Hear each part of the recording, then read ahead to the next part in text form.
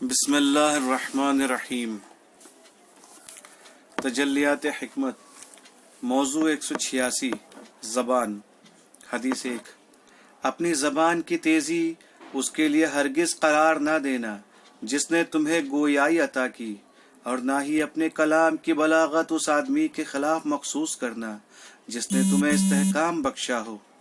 حدیث 2، اجر زبان سے کہنے اور ہاتھ پیر سے عمل بجا لانے میں ہے۔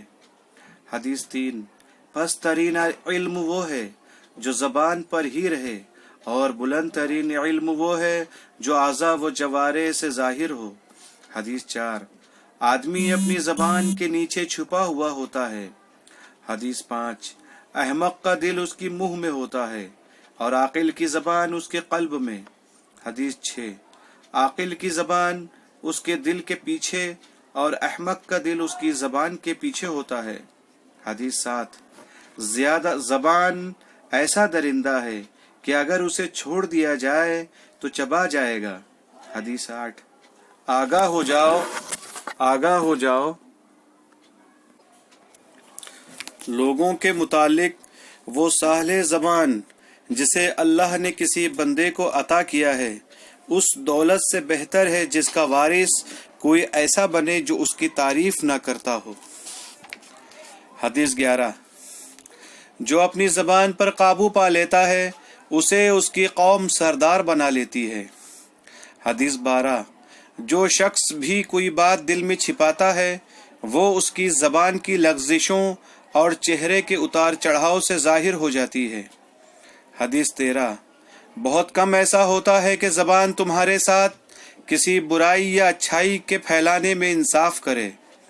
حدیث 14، اس آدمی کے نزدیک اپنا نفس بے اہمیت ہو جاتا ہے جو اس پر زبان کو سردار بنا دیتا ہے۔ حدیث 15، انسان کی زبان ایک ایسی تلوار ہے جو اس کے اعضاء و جوارح پر پڑتی ہے۔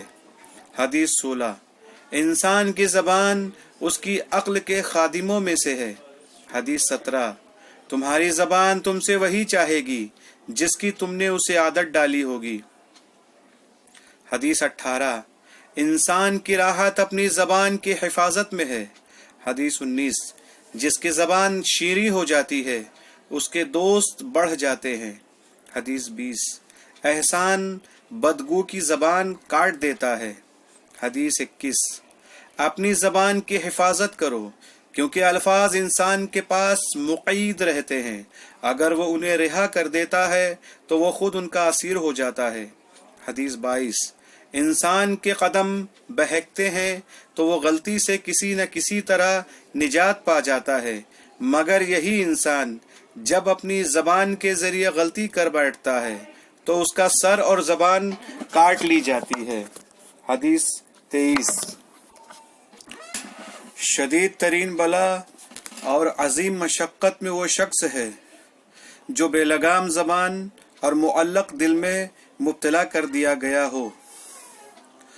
اگر وہ خاموش رہے تو قابل تعریف نہیں، اور اگر کچھ بولے تب بھی کوئی اچھائی نہیں کرتا۔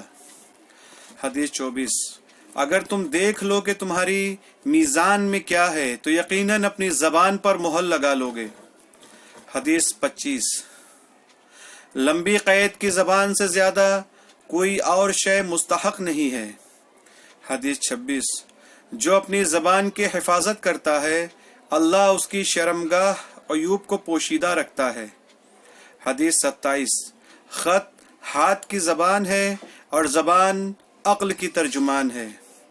حدیث 28، انسان کا مقتل اس کے دونوں جبڑوں کے درمیان ہے، زبان کے بارے میں کنایا ہے۔ حدیث 29، تین چیزیں نجات دہندہ ہیں، اپنی زبان پر قابو رکھنا، اپنی غلطیوں پر رونا، اور اپنا گھر اپنے لیے کافی ہونا۔ حدیث 30، حکمت ایک ایسا پودا ہے جو دل میں اگتا ہے اور زبان پر پھل دیتا ہے۔ حدیث 31، زبان انسان کی میزان ہے۔ حدیث 32، زبان ان باتوں کی ترجمانی کرتی ہے جنہیں ضمیر چھپائے رکھتے ہیں۔ حدیث 33، بلاغت کی نشانی دانش مند دل اور بولنے والی زبان ہے۔ حدیث 34۔